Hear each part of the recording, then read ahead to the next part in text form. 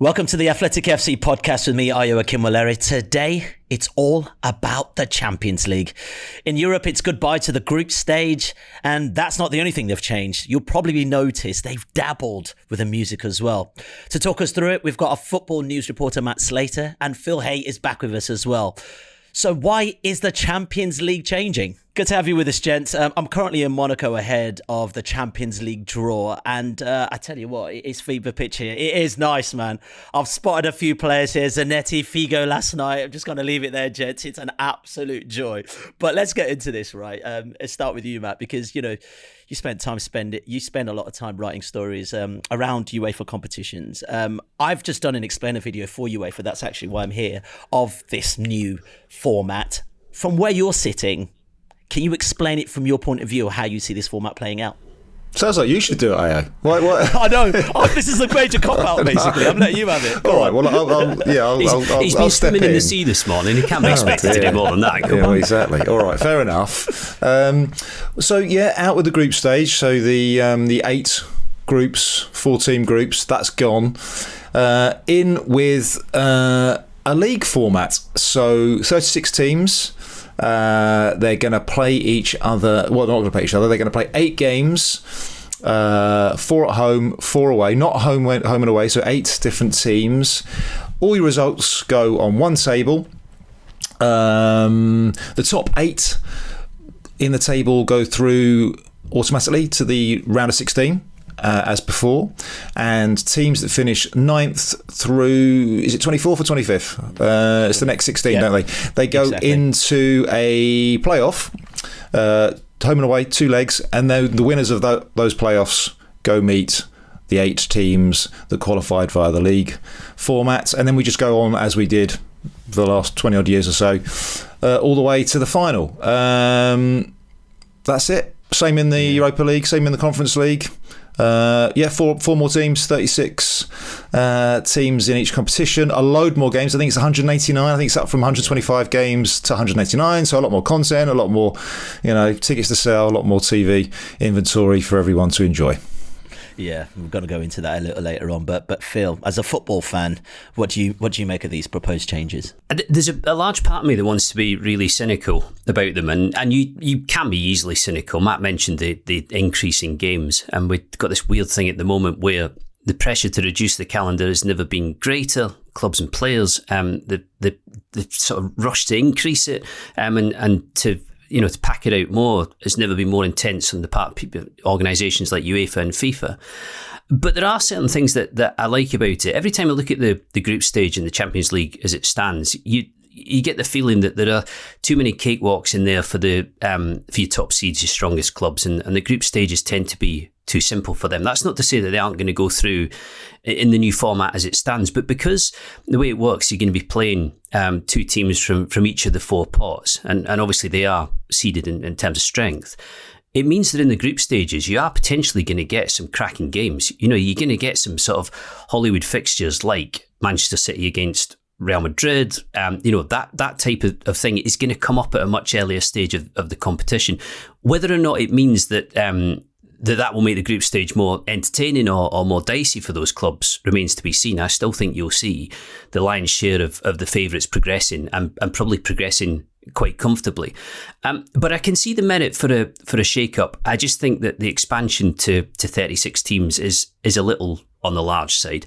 And it does feel like UEFA and FIFA, whenever it comes around to anything like this, are obsessed with the idea of going big without really thinking about whether from a competitive point of view or an entertainment point of view, that's the right thing to do. Yeah, well, this morning, actually, I caught up with some of the heads from UEFA to talk to them about this new competition. I was very lucky to catch up with UEFA's head of club competitions, Tobias Hedchuk, and asked him why they decided to scrap the group stage. In general, we always think improvements are good, and it's better to change before you get asked to change. But here, the process started long time ago, maybe 4 or 5 years ago. There was a discussion with all stakeholders where it was identified that maybe as of the cycle 24-27 we should look and analyze what's the future of the Champions League. And doing this analysis, we identified some weaknesses in the old group stage format. One of the points we started with was analyzing that the competitiveness of the group stage was indeed we had the feeling decreased in the group stage, having maybe teams qualified very early after match day 4, 5 already. On the other side as well, the group stage format didn't give much of diversity. We had 3 teams out of 32 who played, so not a lot. And we had kind of the feeling matches were repeatedly or groups the same. So we also know that the young generation is watching football differently, and all this is something which we wanted to see how we can change the competition. There's a great explainer on our website yesterday written by Peter Rutzler.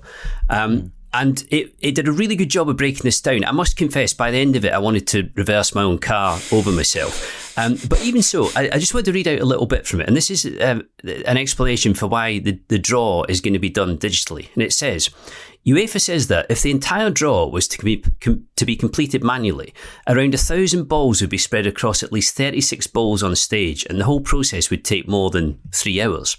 Now, I don't know if our listeners are familiar with the Alan Partridge TV series, but this reminds me a bit of when he's trying to pitch the idea of doing a new detective series to his boss. And his boss basically says there's too many of them. And it surprises me that nobody at UEFA has kind of looked at that rationale for doing a digital draw and said, does nobody think this might be too big? Not think there are too many teams involved in this, but clearly not, and it clearly suits them to have this format. And I think it's probably safe to say that money will be somewhere at the root of it. Yeah, I think that's a lot of the conversations coming from a fair bit of fans in terms of the revenues that will be raised from this. But Matt, from your perspective, league stage over group stage, why do you think UEFA have gone down this route? Well, I think the chat from UEFA explained it pretty well. I mean, you can be cynical about these things, of course you can, and we probably will be. But if we just sort of take them, at their word, he's right. The group stage has become boring. And Phil made this point too. And we've had way too many groups that are decided after the 4th game.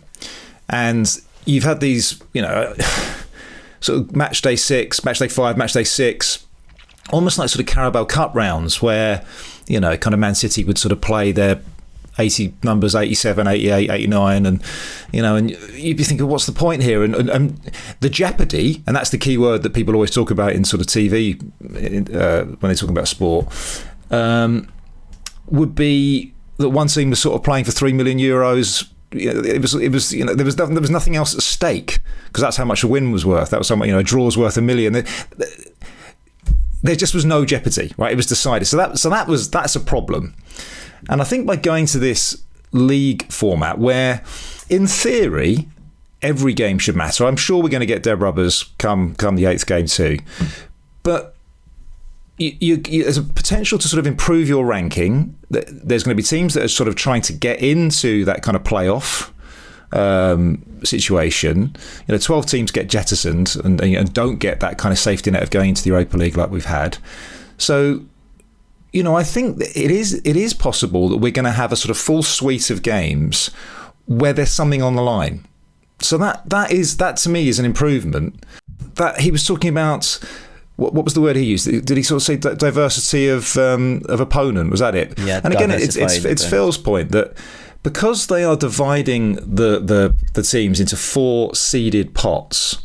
And that's this idea that you have to make it fair, right? You want those 8 games because they are not home and away. They are 8 different teams. You want them to be fair, right? So you're going to play 2 from pot A, 2 from pot B, 2 from pot C, 2 from pot D, right? And this is all based on your performances in Europe over the last 5 years. That coefficient that we've heard so much about over the last few years.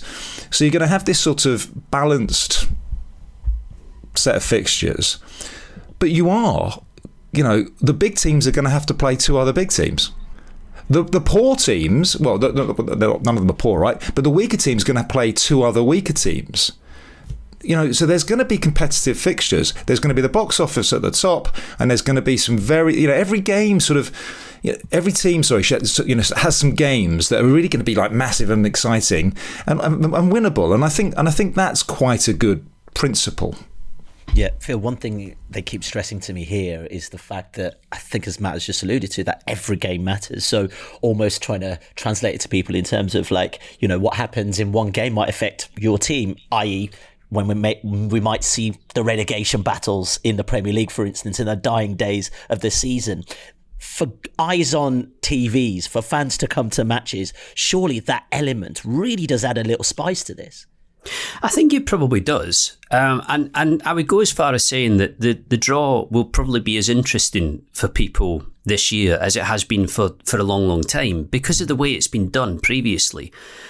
You obviously, if you were a follower of a club, you wanted to know who was going to be in your group. But if you support Real Madrid or Manchester City, Bayern Munich, any of the main players in this competition, you knew that your group was unlikely to be particularly difficult and that at least two of the teams in it would be fairly comfortably beatable if you were in form on a good day. It is going to be different now. I don't think it's the case that the previous group stage didn't have games that mattered once your top seeds or your biggest clubs had gone through. That was still the case. But I think the games in the latter stages of this, in theory, should be more relevant and should make a difference to what comes next. I think the big point of interest is going to be how much pressure this puts on certain clubs now that they are playing to the end of January in the group stage, as opposed to it wrapping up much earlier. There's no doubt at all, and it goes without saying because of the rise in fixture numbers, but there's no doubt at all that the intensity of this competition is now at a different level than it was before. Yeah, for sure. Right, let's move on. Matt, that word's going to come back again, I'm sure. Super League. Did the threat of the proposed European Super League have any impact on UEFA revamping this competition? They don't sound too dissimilar from where I'm sitting. What are your thoughts? Well, I mean, the short answer is yes, of course, but that's because everything to do with European football and how UEFA sort of conducts itself with the big clubs and the endless sort of tinkering of their competitions is all about the threat of a Super League. This goes back 70, 80 years. This is not a new phenomenon. Every time the clubs poke and press and push UEFA for more money, it's nearly always about more money, more games against their peer group. You'll often hear sort of someone grumble, well, isn't it ridiculous that Manchester United don't play Bayern more often? And you're like, well, is it ridiculous? I don't know. I mean, it might feel ridiculous to you, but you are in different countries, different competitions. So this is an old debate. If you go right back to why we have a Champions League as opposed to a perfectly decent cup competition that ran from 1955 to, I think, 1991, was that you had a few years where the big stars got knocked out in the first round because it was a cup competition. So I think famously there was I think it was 87. I think it was Napoli, the Italian champions, played the Spanish champions, Barcelona, in the first round. I think AC Milan had a tough first round once that really upset Silvio Berlusconi. Nottingham Forest, Liverpool. These marquee fixtures in the first round, loads of jeopardy, but it was over too soon. So that was the first move. And then we've had, in the 90s, we had little tweaks. They started to expand. We started to invite non-champions in. It's always been about money and the threat of a Super League, because the clubs will say, if you don't give us what we want, i.e. more games against the type of people we want to hang out with, more money, we will take the ball and our goalposts and go elsewhere. And that's not new. So what we've got right now has been quite a long time in the planning. There was I think most people have forgotten about this, but in about 2019, there was a way worse idea that involved scrapping the three competitions and having sort of three leagues where I think 24 was it? Yeah, I think the top pot was something like 24. If you like the Champions League bit, would retain their places from season to season. Now that was about Super League as you can get.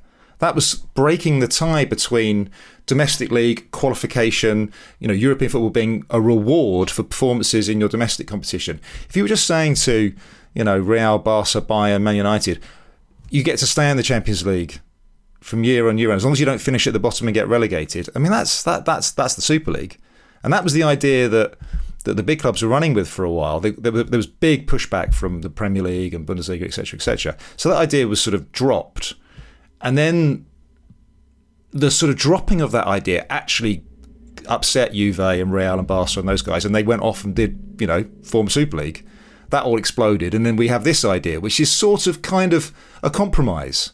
It still has that link. You still qualify for it. It still has the domestic leagues didn't love it, but they've sort of learnt to live with it. There was a row. It was going to be 10 games. They managed to get a bit of a compromise. It's only 8 games. So it's this endless dance between the big clubs and UEFA. And UEFA have a tough spot.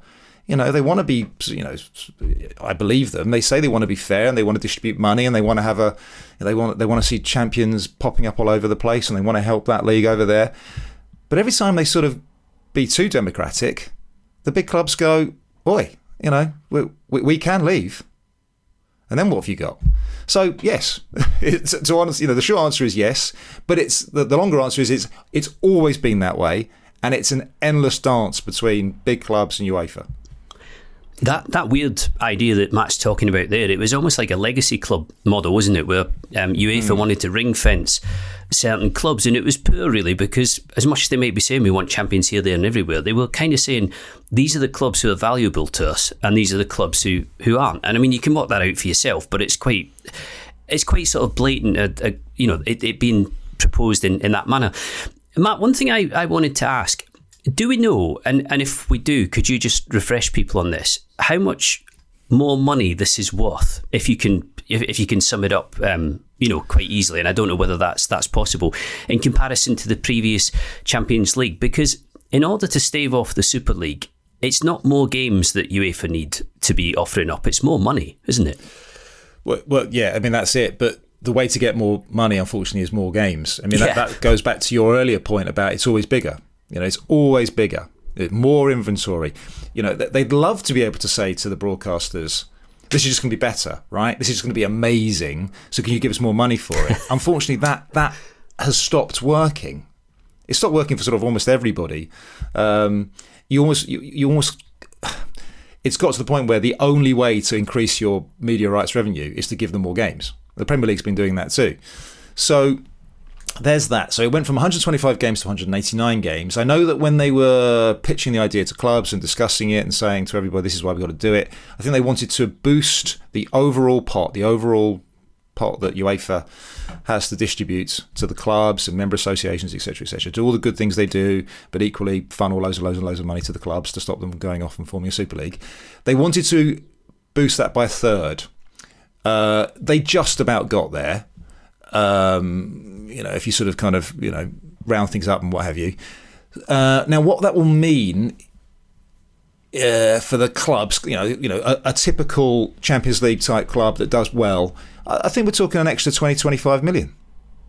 On top of the sort of 40, 50 million that they were getting for, a relatively average season in Europe. That's pretty significant. Yeah, absolutely significant. Particularly in PSR terms. Oh, absolutely. Look, and this is again this sort of this big debate about European football and UEFA's role in the status quo. Why European football is the way it is, why certain clubs are big, why we have a big four, a big six, why that club in that league keeps winning. It is UEFA and it is Champions League money that has done that. It is this compounding effect.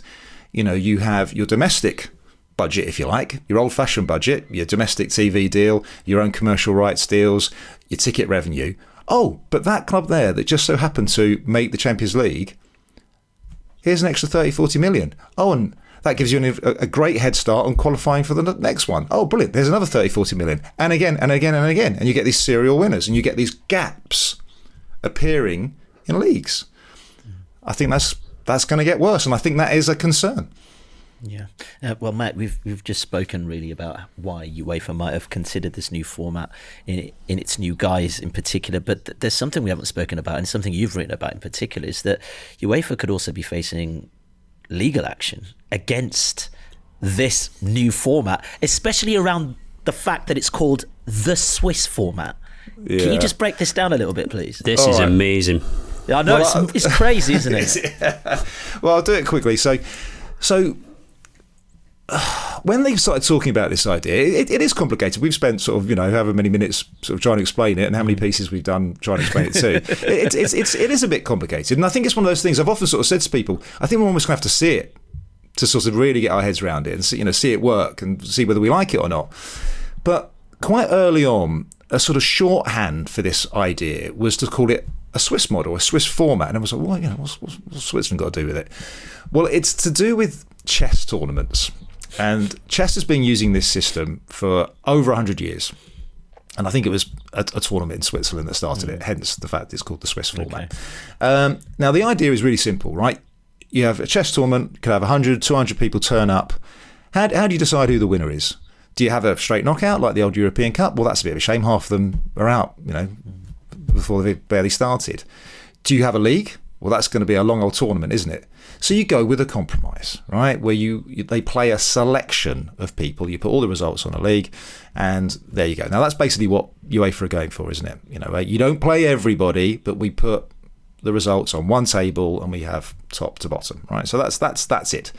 Now, the crucial difference between the way chess does it, a real Swiss format system, is that the fixtures are redrawn after every game. So in a chess tournament, a winner plays a winner. So it's constantly redrawn.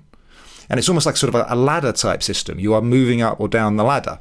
So every game counts. Now, you can do that in a chess tournament where it's basically just a hall with loads of tables. And if you win the one game, well, you go over there and play that guy or girl over there. It's really easy to do. You couldn't really redraw a cross-border football competition that plays out to a global TV audience where people are, making TV schedules months in advance and selling advertising. Just think about the policing. Think about how fans would do that if you didn't know who So what UEFA have gone for isn't really a Swiss format at all. Right? So that's the long version of why people get angry when they go, well, it's not a Swiss format. Now, it turns out that there is a chap called Leandro Schara, who is a sports consultant who does come up with sports formats. He claims that he's been pitching this exact idea, 36 teams, a selection of games, not true Swiss format, so you decide the fixtures before. He has been pitching this idea, he claims, since 2013. He says, I think he even claims that he copyrighted it in Chile before that. He says he's been to UEFA and has spoken to UEFA about it. He says more than a dozen times. He claims to have talks about it at sports conferences, and that is true. I know that's true. And he's upset. He thinks that effectively UEFA have pinched his format. And he has sent them a cease and desist note to say, don't do the draw unless you invite me along to address the media, unless you start calling it the Leandro Schara system, and we do a commercial deal, and etc, etc, etc, etc. Now, I wrote that story, and at the time UEFA had not replied. I can actually, before I even reveal it in print, I can tell you, because come on, Matt. The claims made by Match Vision, that is Leandro Schara's company, are baseless at best and are just another entry on a list of similar actions. UEFA will defend its position, though it is hardly worth the effort. It's so exciting, isn't it? It is. There you go. Do you know what? I'm due to be at the draw. I'm going to keep my eyes out to see if he actually makes it in, or if the security turf him off. But I was just thinking about this, Phil. Can you do that? Can you own a league? Can you own a tournament format? I didn't even know this was an industry that existed.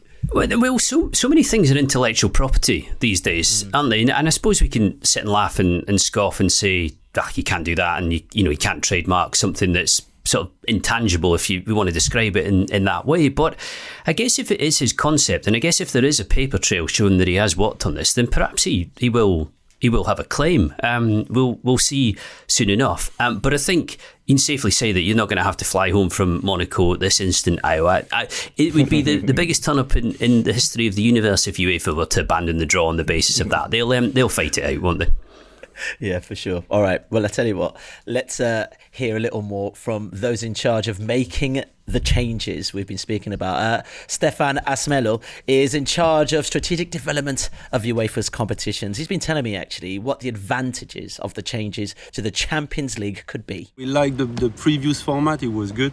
The next one will be even better, we think. Why? Because we are adding ingredients, more balanced, more uncertainty, more unpredictability, and this will lead to a much more dynamic system. The league phase will be interconnected. There will be this, all the matches will have an influence on each other, and with all the matches that we'll have between the top teams, we think that we are adding ingredients to a great formula already. So it will be even better, even better.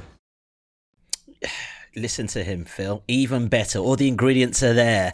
It's the first time since 1999 the Champions League is expanding in size by welcoming 4 extra teams to it. Is that good, or are we going back to this conversation around fixture congestion from your perspective? Well, there's going to be fixture congestion. There's no question about that. And you've got this on top of FIFA's Club World Cup, which is still to be sorted out in a lot of respects, but is causing angst for I don't think so much the clubs. I think the clubs can see the financial value of it, but for coaches and players, do not really want to be doing that at the end of a season. You remember Manchester City player recently. I had in my head that it was Rodri, but it might have been Ruben Diaz who tweeted on Instagram the photo of the schedule for Manchester City this season, and he was saying point of view, being a City player, and it was absolutely stacked with games. So in the debate about looking after players physically and protecting their mental health and everything else, this is not going to go down well, and it's not going to help on that front.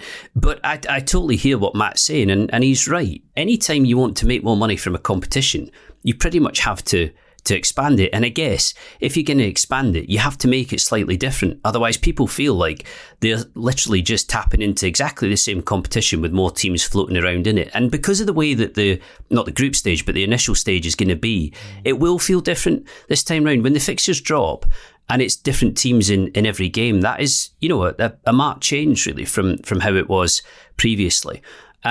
But I think, again, I don't see this doing anything positive for the disparity that you find in domestic leagues. I think quite the opposite. I thought you were going to jump in there, Matt. Sorry, mate. No, I couldn't agree more in terms of that disparity point. In terms of, UEFA has, and I do have sympathy. I mean, because it does, if it was to sort of stand up and defend the little guy, the big guys would go. It has at times over the years got bold and said, we're not doing that, and they've pushed back. And what we've had in the last sort of certainly post Super League, was UEFA has got very close to the big clubs, the European Club Association. They're working pretty closely now, and it is now a proper joint venture. UEFA are sort of slowly losing control of their big club competitions. And some say, well, that's no bad thing, right? UEFA, go over there, be a governing body. Go do that stuff. Get out of the business of being a competition organiser, because, that's complicated, and there are conflicts of interest. And are you really the best at it? We're pretty good at it. We're at the coalface. So, some of these tensions have been there a long time, and they flare up. What we've got now, I think, is something that has come after a period of real upheaval. I think the clubs are pretty, they want to give it a go. They've got a lot of what they wanted. The domestic leagues, I think, are like, well, it could have been a lot worse. We can live with this. They are nervous. They're nervous about things like, well, it is now a league. It is actually a league. I thought we did leagues. We're the leagues. This was supposed to be a cup competition, and we've let it become a league. So there's an obvious sort of warning for the future there. And I think the other thing is that they're really worried about, and they were very worried about when it was going to be 10 games, is UEFA really wants weekends. That's where the most valuable games are. Yeah. And when you start adding games, it becomes really hard to put them in midweeks. And everybody knows that if you could have Champions League games at the weekend, much bigger TV audiences. But that's the domestic football have always gone, no, that's us. We own the weekends. So there's a sort of tension there. So there's a few. That begs a question, if I can just jump in, Matt. Given the way that this is now starting to get so congested, and you're talking about, it basically looks to me like they're going to start running out of midweeks to be able to fill across various competitions. What are going to be the first things to give? What are domestic leagues or UEFA or FIFA going to start dispensing with? Because if they want to keep expanding or creating new competitions, it stands to reason that eventually the year is just full and there is literally no space. So what goes? Well, Phil, that's a really good question, because you've reminded me of a point I should have made before. The fight for calendar, the fight for space is the big thing, right, in sport. Everyone is cricket, you name it. It's the same story. And what UEFA and FIFA really want is they want 18-team leagues maximum. They want one domestic cup, and they want control of the calendar, and they want blocks for their bits, and everyone to sort of and that's so. Which league, which country is most threatened by that 18-team league, one cup competition? It's us. We're the most threatened. Now there are other, La Liga. There's others, that have 20 teams. UEFA have been quite well. It was quiet. They're not even being quiet about it anymore. Hinting. Time to go to 18, guys. They don't like to sort of order people to do it, but they really want it. France went to 18 teams and they dropped their second cup competition. England is out on a bit of a limb, having two cups and the two extra teams in the top flight. So there's going to be pressure, and I think to answer your question, it's that second cup competition has been looking vulnerable for a while.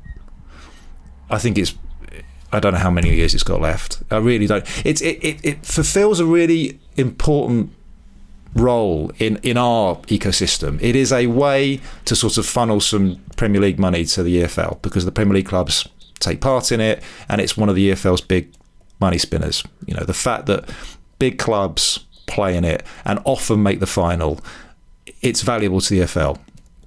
So if you take that away, you will have to sort of send more money down the pipe, which they should do anyway, and is all part of that whole New Deal conversation. But it's becoming really hard to justify, and it's becoming really hard to fit in. And I think isn't there a story today, which I've only barely sort of read properly, that people are upset because the European teams, the way they're sort of seeded in the Carabao Cup third round, the compromises to our competitions are having to be made to fit this stuff in.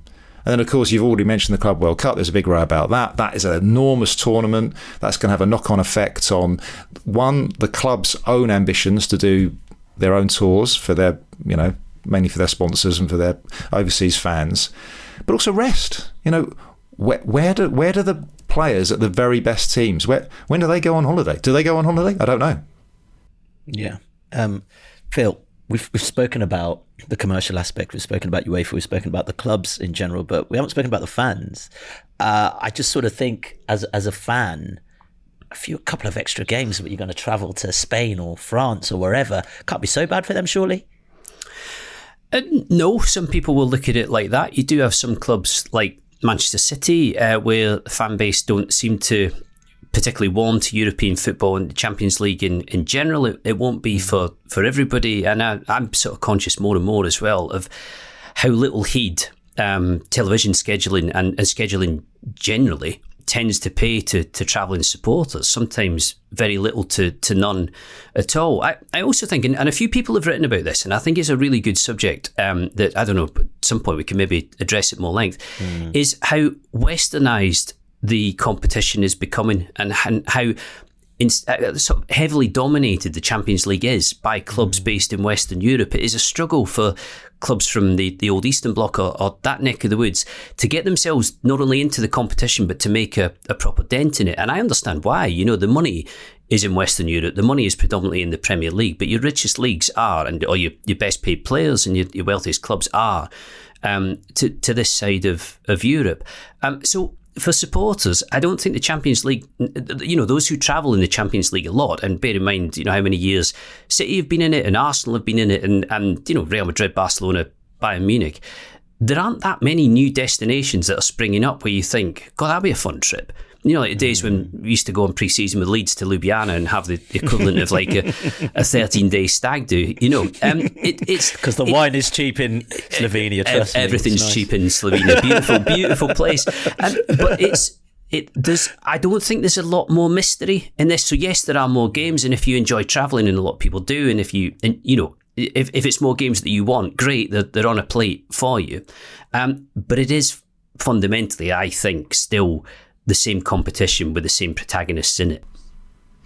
Phil, I enjoyed your. I know Alexander Seferin, the UEFA president, would have enjoyed it as well. Your message there for the Slovenian Tourism Board.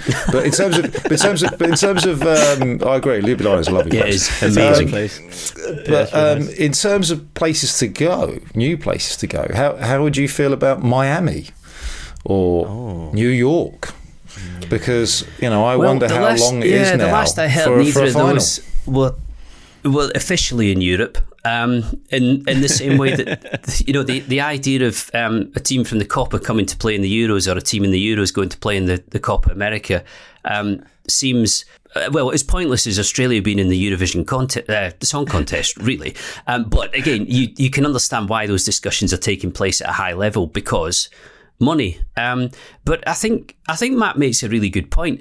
You're almost starting to feel like there are no boundaries to any of this stuff anymore. That whether or not it's a European competition or whether or not it's a domestic La Liga game or Premier League game or whatever else, it could embrace or move to or involve any part of the globe, really, because that's the way that everybody seems to be thinking. If there's money to be made anywhere else, and America seems to be at the moment, USA, where the money is to be made, then people are open to making it happen, whether or not it should happen, whether or not it's tradition, whether or not it makes any sense at all. So as outlandish as a game in Miami sounds, in the Champions League, you do kind of wonder.